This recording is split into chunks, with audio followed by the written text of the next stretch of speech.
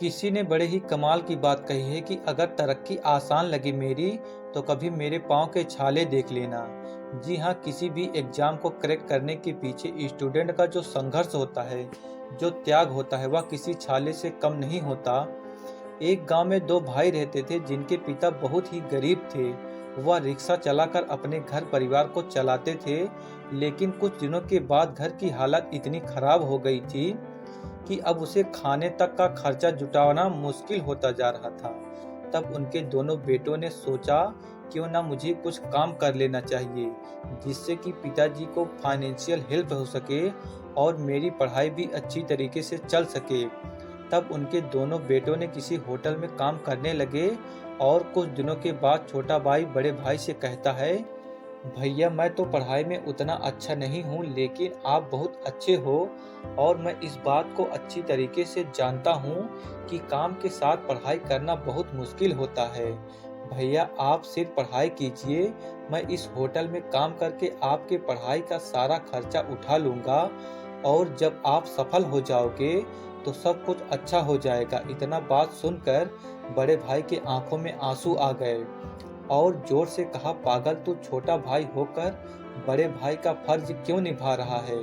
तो छोटे भाई ने जवाब दिया कि ऐसा कब तक चलेगा, कब तक हम गरीबी से जूझते रहेंगे। पिताजी का एज भी बढ़ता जा रहा है, वह कब तक काम करेंगे, मुझे अब यह देखा नहीं जाता। भैया पढ़ाई में बहुत अच्छे हैं, मुझे विश्वास और भरोसा है कि आप जरूर एक दिन कामयाब हो जाओगे। फिर बड़े भाई ने बोला, छोटे यह तो सब ठीक है, लेकिन एक बड़ा भाई छोटे भाई को अकेले काम पर कैसे छोड़ सकता है। यह पॉसिबल नहीं हो सकता। कितना मेहनत खून पसीना बहाना पड़ता है, यह उनके बेटे अच्छी तरीके से समझ रहे थे और यहीं से उनके बेटे के अंदर एक आग पैदा हुआ। आंखों में सपने थे कि मुझे भी एक अधिकारी बनना है ताकि हम जैसे गरीब लोग करप्शन का शिकार ना हो सके। तब उसने सोचा कि मुझे यूपीएससी निकालना है, चाहे कुछ भी हो जाए, वरना संघर्ष ना तकलीफ तो क्या मजा है जीने में। बड़े बड़े तूफान थम जाते हैं जब आग लगी हो सीने में। और वो पुणे में अपनी तैयारी को प्रारंभ कर दिए।